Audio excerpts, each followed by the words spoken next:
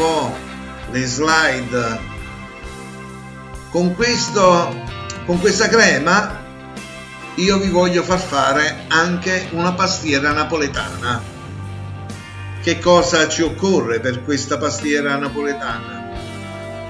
Ci occorre una buona pasta frolla e del grano cotto con la buccia di limone, una noce di burro e lasciato raffreddare.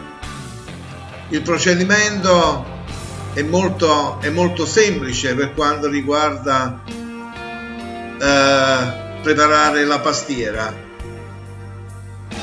Una volta che noi abbiamo una linea, grano cotto e una frolla, ci occorrono questi altri ingredienti per il ripieno: vaniglia, fior d'arancio, del cedro candito, delle uova, dello zucchero semolato, della ricotta di pecora, della cannella in polvere e naturalmente la crema pasticcera, che è un'aggiunta.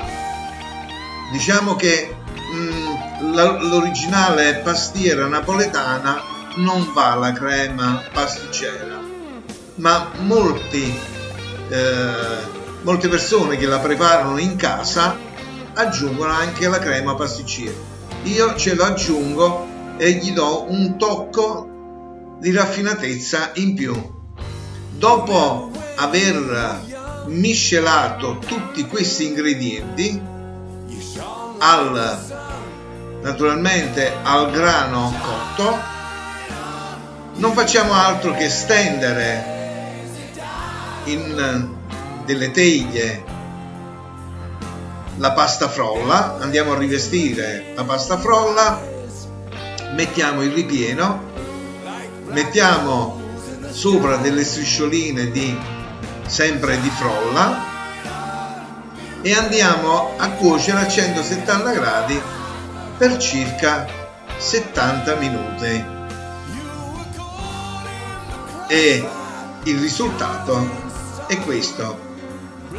Mi raccomando, lo zucchero a velo va alla fine, e con queste meravigliose pastiere, con questa meravigliosa foto, io vi auguro, ragazzi, buona Pasqua a tutti.